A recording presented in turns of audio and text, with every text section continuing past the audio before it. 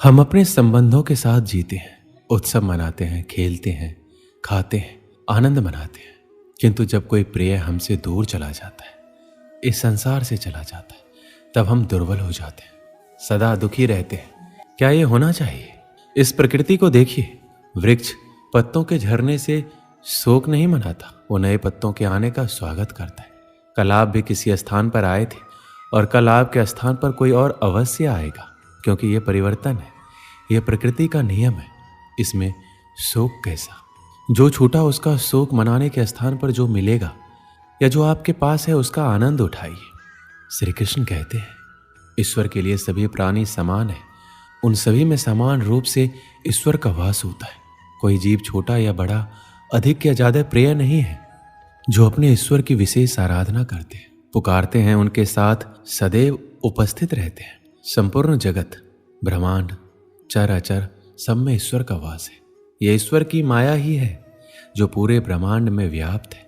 वहीं ईश्वर धरती पर मधुर संगीत है, वहीं ईश्वर अग्नि की उष्मा है। उसी ईश्वर का वास प्रत्येक प्राणियों में है, जो सन्यासियों के चित्त को शांत कर साधना में लीन करता है। वह आत्म संयम भी ईश्वर ही है। यह संसार नश्वर है, सुख दुख, हर्ष विषाद आदि लगा रहता है। क्षण भर के सुख से जो खुश नहीं होता और अशुभ होने पर जो दुखी नहीं होता, वह व्यक्ति सच्चा ज्ञानी होता है। उसे ज्ञात होता है यहाँ सब कुछ क्षण भर के लिए होता है, भले ही वह सुख हो या दुख। ये जीवन कर्म प्रधान है। जो व्यक्ति कर्म करके, परिश्रम करके अपने लिए कुछ अर्जित करता है, वह वास्तविक रूप से उस फल का भागी है। अन्यथा वह चोर की भांति है, जिसे बैठे बिठाए सब मिल जाता है। जिस व्यक्ति के पास आपके लिए मान सम्मान और कद्र ना हो, उनके साथ रहना व्यर्थ है। वह सदैव आपके लिए शत्रुता का भाव रखते हैं। ऐसे व्यक्ति के साथ रहने से उत्तम आप अकेले रहें। श्री कृष्ण कहते हैं, इस जीवन में अधिक सीधा होना, सरल होना भी अनुचित है। जो सरल और सीधे स्वभाव का होता है, लोग उसका अनायास फायदा उठाते हैं। ये जीवन एक रणभूमि है, यहाँ निरंतर संघर्षों का सामना करना पड़ता है। इस संघर्ष रूपी महाभारत में स्वयं अपना सारथी, अपना मार्गदर्शक और योद्धा बनना होता है। जिनकी किस्मत अच्छी होती है, जिनके पास किसी साधन की कोई कमी नहीं होती, वह थोड़ा सा भी कष्ट नहीं झेलते। थोड़ी सी भी कमी होने पर भगवान को कोसते हैं। वहीं जिनके पास अभाव होता है, जिनके पास साधन की कमी होती है, उनके पास थोड़ी सी भी बरकत हो या खुशी मिले, वह भगवान को धन्यवाद करते हैं। ये पृथ्वी नश्वर है, यहाँ सब कुछ गतिमान है। जिस प्रकार सुख दुख में जीवन आता जाता है, उसी प्रकार मृत्यु और जन्म यहाँ लगा रहता है। इसमें खुश होना या दुख मनाना व्यर्थ है। मुंह से माफी देना और हृदय से माफी देने में काफी अंतर है। मुख द्वारा दिए गए माफी को तत्काल प्राप्त किया जा सकता है, किंतु दिल की माफी प्राप्त करने में उम्र बीत जाती है। प्रभु अपने भक्तों की सदैव परीक्षा लेते रहते हैं। इस परीक्षा में भक्तों को अनेकों कष्टों का सामना करना पड़ता है। सामान्य लोग इसे अपना दुख मानकर पीछा छुड़ाते हैं, वहीं साधक तथा प्रेमी प्रभु की इच्छा समझकर उसका सामना करते हैं। सांसारिक सुख क्षणिक होता है। जो सुख आज प्राप्त हो रहा है, वह सुख स्थायी नहीं है। यह सुख आपके साथ सर्वदा नहीं रहने वाला। आपको दुख भी प्राप्त होगा, परंतु संसार से वियोग अर्थात मुक्ति परम आनंद को प्राप्त कराती है। यह ईश्वर तक पहुंचाती है। माना जाता है जीवन के पूर्व कर्मों का फल इसी जन्म में होता है। जितने भी रिश्ते, नाते, सुख दुख व्यक्तिगत जीवन में प्राप्त होते हैं, वह पूर्व जन्मों का फल है। वरना कौन इतनी बड़ी दुनिया में आपसे दिल लगाता है। राधा और कृष्ण दोनों अवतारी थे। दोनों का जन्म कुछ विशेष परिस्थितियों के लिए हुआ था। उन दोनों का मिलना बिछड़ना बस एक प्रक्रिया मात्र थी, जिनके माध्यम से प्रेम का वास्तविक रूप समाज में दिखाना था। आस्था और प्रेम पर व्यक्ति का स्वयं नियंत्रण होता है। जहाँ आस्था और प्रेम लग जाता है, वहीं श्री कृष्ण के दर्शन हो जाता है, क्योंकि श्री कृष्ण सर्वव्यापी हैं। कृष्ण को जो भी भक्त सच्चे हृदय से पुकारता है, वह उनके साथ सदैव खड़े हो जाते।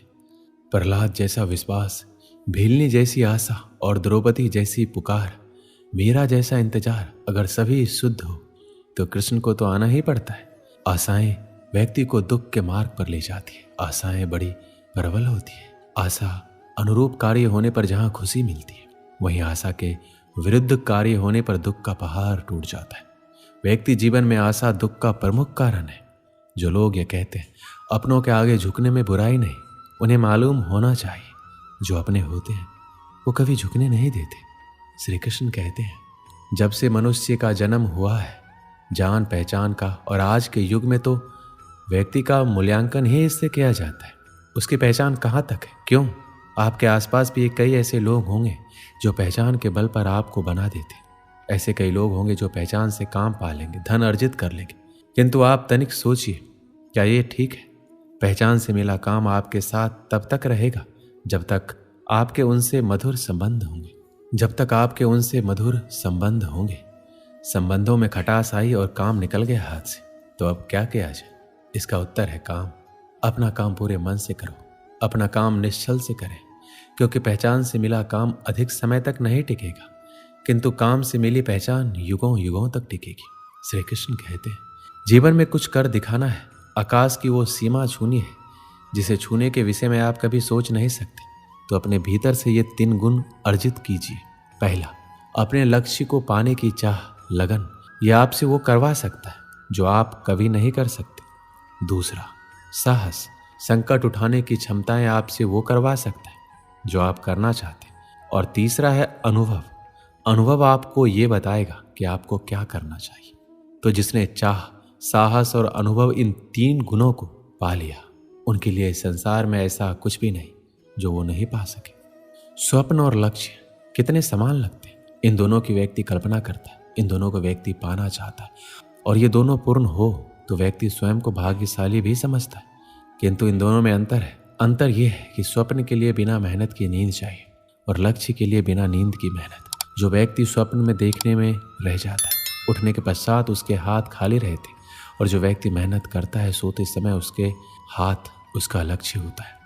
इसलिए यदि स्वप्न भी देखो तो लक्ष्य समझ के। दीपक जलाने का कार्य कितना सुखमय होता है। प्रकाश की ये लौ मानो भीतर जाकर मन में उल्लास भर देती कि ये मैंने क्या कर दिया, मैंने इसे बुझा क्यों दिया, जबकि इसी से मैंने अन्य दियों को जलाया है। क्योंकि जब तक ये तीली अन्य बातियों को जला रही थी तब तक ये जल रही थी, किंतु जब इसने ऐसा करना छोड़ दिया तो इसे स्वयं बुझना पड़ा। जीवन में इसी प्रकार प्रकाश देने का नाम है। जीवन में शुभ काम करोगे, परोपकार करोगे, किसी की सहायता करोगे तो जीवित रहोगे, और जिस दिन ये देना बंद कर दिया, श्वास लेने के पश्चात भी मृत समान होगी। इसलिए जब तक श्वास है, आशा रूपी प्रकाश का संचार करते रहिए। विश्वास कीजिए, मृत्यु के पश्चात भी अमर रहेंगे। एक समय की बात है, तूफान में फंसकर एक समुद्री जहाज तहस नहस हो गया। उसमें बैठे सभी यात्री समुद्र में डूब गए, बस एक आदमी को छोड़कर।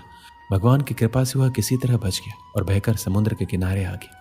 उसकी बेहोशी टूटी और आंखें खुली तो उसने खुद को एक उजाड़ सुनसान द्वीप में पाया। वह भगवान से प्रार्थना करने लगा, भगवान मेरी मदद करो, कोई मदद यहाँ भिजवा दो। दिन गुजर गया, रात हो गई, लेकिन उसके लिए कोई नहीं आया। समुद्र किनारे सोकर उसने रात गुजारी। अगले दिन उसने फिर भगवान से मदद के लिए प्रार्थना की, लेकिन कोई मदद नहीं आई। इसी तरह कुछ दिन गुजर गए। उजाड़ द्वीप की जिंदगी को अपनी किस्मत मानकर आदमी ने कुछ लकड़ियां और घास फूस इकट्ठा कर अपने लिए एक झोपड़ी बना ली। टूटे जहाज से बहकर आई चीज़ों में से उसने अपनी ज़रूरत की चीज़ें इकट्ठा की और झोपड़ी में रख ली। उस झोपड़ी में रहकर वह दिन गुजारने लगा। एक दिन वह भोजन की तलाश में गया हुआ था। वापस लौटा तो देखा कि झोपड़ी में आग लग गई। अपना एकमात्र आसरा उजड़ जाने पर वह बहुत दुखी हुआ। आसमान की ओर सिर उठाकर भगवान को कोसने लगा, भगवान मैंने तुझे मदद भेजने के लिए कहा, पर तूने ना सुनी मेरी। मन मारकर मैंने जीने के लिए यहाँ एक झोपड़ी बनाई, तूने वो भी जला दी, मेरा आसरा छीन लिया। तू बड़ा निष्ठुर है। रात भर वह समुद्र के किनारे सोया। सुबह तेज आवाज से उसकी नींद खुल गई। उसने देखा एक समुद्री जहाज किनारे आ लगा है। वह खुश हो गया। आखिरकार उसके लिए मदद आ गई। वह जहाज पर बैठा और जहाज चल पड़ा। उसने जहाज के कप्तान से पूछा, आपको कैसे पता चला कि मैं यहाँ इस उजाड़ द्वीप में फंसा हूँ? हमें रेस्क्यू के लिए फायर सिग्नल भेजा गया था, पर मैंने तो फायर सिग्नल नहीं भेजा, आदमी ने कहा। जहाज के कप्तान ने कहा, लेकिन हम तो फायर सिग्नल देखकर ही आए। तभी आदमी को अपनी जलती हुई झोपड़ी याद आई। वो समझ गया भगवान ने उसकी सहायता भेजने की प्रार्थना सुनकर उसकी झोपड़ी जलाकर समुद्री जहाज उसके इस द्वीप में फंसे होने का संकेत दिया था। वह भगवान को धन्यवाद करने लगा। दोस्तों, जब हम पर मुसीबत टूटती है तब हमारा विश्वास डगमगाने लगता है, धैर्य टूटने लगता है, आशा धूमिल होने लगती है और हम भगवान से शिकायत करने लगते हैं। जबकि ऐसे समय में आवश्यकता है भगवान पर विश्वास बनाए रखकर मुसीबत से निकलने की प्रयास करने की। उस आदमी ने झोपड़ी बनाई तो भगवान ने उसमें आग लगाकर उसे उजाड़ द्वीप से निकलने में मदद की। हमें भी दिल छोटा किए बगैर भगवान पर विश्वास रखकर अपना प्रयास करते रहना चाहिए। हमारा प्रयास और भगवान का आशीर्वाद दोनों मिलकर हमें हर मुसीबत से निकाल लेंगे। दोस्तों, इस वीडियो में बस इतना ही। मिलते हैं अगले वीडियो में। अपना ख्याल रखिएगा। जय श्री कृष्ण।